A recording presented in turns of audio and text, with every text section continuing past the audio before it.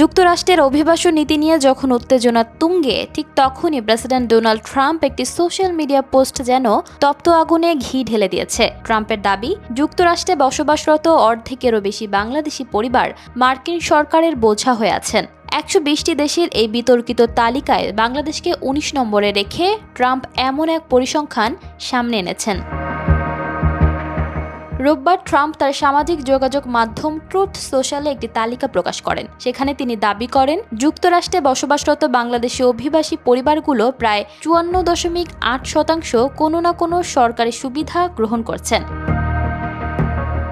তালিকাটির শিরোনাম ছিল দেশভিত্তিক অভিবাসীদের মধ্যে সরকারি কল্যাণ সুবিধা গ্রহণের হার। এতে দেখানো হয়েছে কোন দেশের অভিবাসীরা তুলনামূলকভাবে বেশি বা কম সরকারি সহায়তা পাচ্ছেন। প্রকাশিত তালিকায় মোট 120টি দেশের নাম রয়েছে। এর মধ্যে বাংলাদেশ রয়েছে 19তম স্থানে।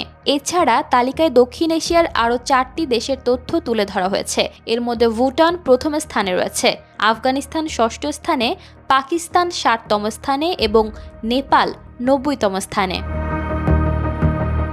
পিউ রিসার্চ সেন্টারের 2025 সালের এক প্রতিবেদনে বলা হয়েছে, গত 2 দশকে যুক্তরাষ্ট্রে বাংলাদেশি অভিবাসীর সংখ্যা দ্রুত বৃদ্ধি পেয়েছে।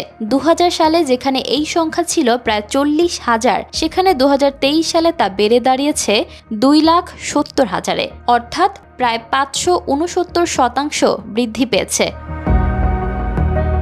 দীর্ঘদিন ধরেই অভিবাসীদের যুক্তরাষ্ট্রের জন্য বোঝা হিসেবে উল্লেখ করে আসছেন ডোনাল্ড ট্রাম্প। তিনি সরকারি সুযোগ সুবিধা কমানোর পক্ষে মত দিয়ে আসছেন। তার এই অবস্থানের কারণে অনেক অভিবাসীর মধ্যে নতুন করে ভয় ও অনিশ্চয়তা ছড়িয়ে পড়েছে। ইশিতা আক্তার, সময়ের আলো।